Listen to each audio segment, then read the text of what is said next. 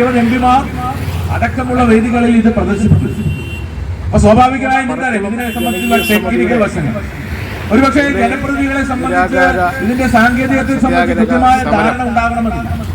പക്ഷേ ജനപ്രതിനിധികൾ എന്ന് പറയുന്ന സമയത്തും ഈ നാഷണൽ ഹൈവേകൾ കടന്നു പോകുന്ന തദ്ദേശ സ്ഥാപനങ്ങൾ പ്രവർത്തിക്കുന്നുണ്ട്, കോർപ്പറേഷൻ പ്രവർത്തിക്കുന്നുണ്ട്, ബ്ലോക്ക് പഞ്ചായത്തുകൾ പ്രവർത്തിക്കുന്നുണ്ട്, ജില്ലാ പഞ്ചായത്തുകൾ പ്രവർത്തിക്കുന്നുണ്ട്, മുനിസിപ്പാലിറ്റി പ്രവർത്തിക്കുന്നുണ്ട്, ഗ്രാമപഞ്ചായത്തുകൾ അടക്കം പ്രവർത്തിക്കുന്നുണ്ട്.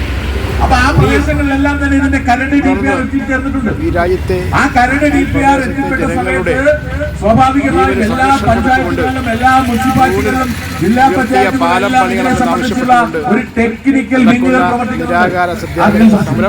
ടെക്നിക്കൽ വിങ്ങുകൾ എന്ന് പറഞ്ഞാൽ AE അടക്കമുള്ള ഓഫീസർ അടക്കമുള്ള ഒരു വലിയ നേതൃത്വമുള്ള ഉദ്യോഗസ്ഥ വൃന്ദങ്ങൾ നമ്മുടെ പ്രദേശത്ത് പ്രവർത്തിക്കുന്നുണ്ട്. അവരെ സംബന്ധിച്ച് ഇതിനെ സംബന്ധിച്ച് കാര്യമായ പരിശോധന നടത്തിയിരുന്നു. അന്നൊക്കെ വളരെ നിസ്സാരമായി ചെയ്യാവുന്ന അല്ലെങ്കിൽ കേരളത്തിൽ മാത്രം ഒതുങ്ങി നിൽക്കുന്ന ഒരു പ്രശ്നം. നമുക്കറിയാം, നമുക്ക് മറ്റ് സംസ്ഥാനങ്ങളിൽ നിന്ന് വ്യത്യസ്തമാണ് കേരളത്തിന്റെ ഭൂപ്രകൃതി. മറ്റ് പ്രദേശങ്ങളിൽ ബൈപ്പാസുകൾ കടന്നു പോകുമ്പോൾ നാഷണൽ ഹൈവേ കൂടി കടന്നു പോകുന്ന പ്രദേശങ്ങൾ എന്ന് പറയുന്നത് തീരെ ജനവാസ കേന്ദ്രങ്ങളല്ല. കേരളത്തിൽ എന്ന് പറയുന്ന സമയത്ത് നമ്മുടെ നാഷണൽ ഹൈവേ കടന്നു പോകുന്ന എല്ലാ പ്രദേശങ്ങളും ജനങ്ങൾ തിങ്ങി നിൽക്കുന്ന ജനസാന്ദ്രതകൾ കൂടിയ പ്രദേശങ്ങളാണ്. അപ്പം അതുകൊണ്ട് തന്നെ ഇതിന്റെ ഏറ്റവും കൂടുതൽ ഇന്ത്യ മഹാരാജ്യത്ത് ഏറ്റവും കൂടുതൽ ഇതിന്റെ സ്വാഭാവികമായ ബുദ്ധിമുട്ട് അനുഭവിക്കേണ്ടി വന്നത് കേരളത്തിലെ ജനങ്ങളാണ്. അപ്പൊ എങ്കിലും ആ കേരളത്തിലെ ജനങ്ങളെ സംബന്ധിച്ച് നമ്മൾ ഒരുവിധം ഇത് ഒത്തുതീർപ്പ അല്ലെങ്കിൽ ഇത് പൊരുത്തപ്പെട്ട് മുന്നോട്ട് പോയ സമയത്താണ് നമുക്ക് ഈ അപകടം ഉണ്ടായത്.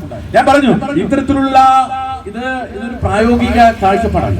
പക്ഷെ ഇത് തിരുത്തേണ്ടതെന്ന് പറഞ്ഞാൽ നമുക്കൊരു ദീർഘവീക്ഷണമുള്ള നേതൃത്വം. ഇപ്പോ ഇതിന്റെ നിർമ്മാണ പ്രവർത്തനങ്ങൾ 100% നടത്തുന്നത് കേന്ദ്ര സർക്കാരാണ്. അതിനെ സംബന്ധിച്ച് 100% നടത്തുന്നത് എന്ന് പറഞ്ഞാൽ അതിന്റെ 100% ഫണ്ട് അടക്കം കൊടുക്കുന്നത് കേന്ദ്ര സർക്കാർ. അക്കാര്യത്തിൽ തർക്കമില്ല. പക്ഷേ ഇതിന്റെ ഭൂമി ഏറ്റെടുക്കൽ അടക്കമുള്ള പ്രവർത്തനങ്ങൾക്ക് കോടിക്കണക്കിന് രൂപയുടെ സാമ്പത്തികം വന്നിട്ടുണ്ട്. അപ്പൊ ആ ഭൂമി ഏറ്റെടുക്കലുമായി ബന്ധപ്പെട്ട പ്രവർത്തനങ്ങൾക്ക് 25% തുക കൊടുക്കാമെന്ന് പറഞ്ഞിട്ടുള്ളത് നമ്മുടെ സംസ്ഥാന സർക്കാരാണ്. അപ്പൊ അതിനെ സംബന്ധിച്ച് ചില ഘടകങ്ങൾ കൊടുത്തിട്ടുണ്ട്. പക്ഷേ നിർമ്മാണ പ്രവർത്തനങ്ങൾ നടത്തുന്ന സമയത്തും ആ നിർമ്മാണ പ്രവർത്തനങ്ങൾക്ക് നേതൃത്വം കൊടുക്കുന്നത് national highway authority of India തന്നെയാണ്. ഈ ഭൂമി ഏറ്റെടുക്കലുമായി ബന്ധപ്പെട്ട് അതിനുശേഷം നടന്ന നിർമ്മാണ പ്രവർത്തനങ്ങൾ എന്ന് പറയുമ്പോൾ ഇത് നിരവധി ഘട്ടങ്ങളായി ചർച്ചകൾ കഴിഞ്ഞു. അതിന്റെ പ്രാഥമിക കരട് രൂപങ്ങൾ അവതരിപ്പിച്ചു കഴിഞ്ഞു.